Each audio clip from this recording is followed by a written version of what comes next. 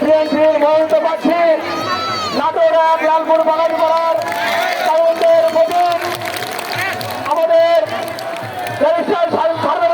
ফুতুলাপুর যে আজকে গোপালপুর যে সভা আমাদের যে আয়োজন করা হয়েছে সে আয়োজনে প্রমাণ করে লালপুর বাগানীপাড়ার মাটি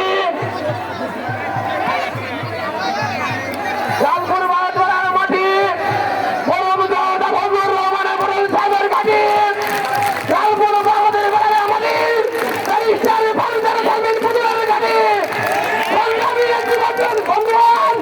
আপনারা জানেন 12 তারিখ সারাদিন তারা এসে ভর্তি তারুণ্যের প্রলম্বন তারা এসে ভক্তি সবার আগে বাংলাদেশ সকলকে অসংখ্য ধন্যবাদ। আসসালামু আলাইকুম। এবারে বক্তব্য নিয়ে আসছেন গোপালপুর যুব দলের সংগ্রামী যুবক জালুকের সংযুক্ত বক্তব্য রাখার জন্য আহ্বান বিসমিল্লাহির রহমানির রহিম। আপনারা সবাই আগামী 12 ফেব্রুয়ারি ব্যারিস্টার ফরজুল আহমেদ পুতুলকে বিপুল ভোটে ভোট দিবেন, যুক্ত করবেন, পটল ভাইয়ের রেকর্ড ভাঙতে হবে এই আশা রেখে আমি আমার সংক্ষিপ্ত বক্তব্য শেষ করছি।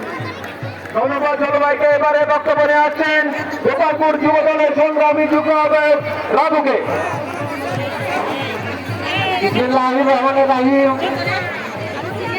বাংলাদেশ জাতীয় দল বিএনপি কর্তৃক আয়োজিত আজকের এই বিশাল জনসভার সম্মানিত সভাপতি, বিশেষ অতিথি, প্রধান অতিথি, বিশেষ অতিথি, নেতৃবৃন্দ সবাইকে জানাই গোপালপুর পৌর যুব দলের পক্ষ থেকে আন্তরিক শুভেচ্ছা ও ভালোবাসা ও সালাম। আসসালামু আলাইকুম। প্রিয় ভাইয়ের আমার, আগামী 12 ফেব্রুয়ারি সারাদিন ধানের শীষে ভোট দিয়ে ফারজানাত স্বামী ফুতুল আপুকে জয়যুক্ত করবেন এই আশা বলে আমি আমার সংক্ষিপ্ত বক্তব্য শেষ করছি। খোদা হাফেজ। বাংলাদেশ জিন্দাবাদ। শহীদ জিয়া মোহাম্মদ খালেদা জিয়া জিন্দাবাদ। ধন্যবাদ।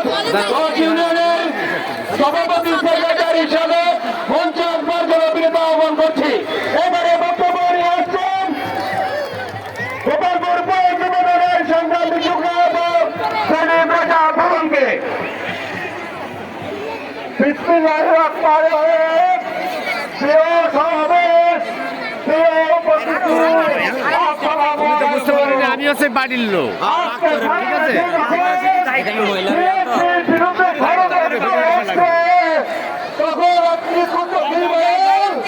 এই ধানের শীষের বিপক্ষে গিয়ে তার ষড়যন্ত্র সফল করার লক্ষ্যে কাজ করছে। আমরা কি তা হতে দেব? ষড়যন্ত্র হতে দেব না।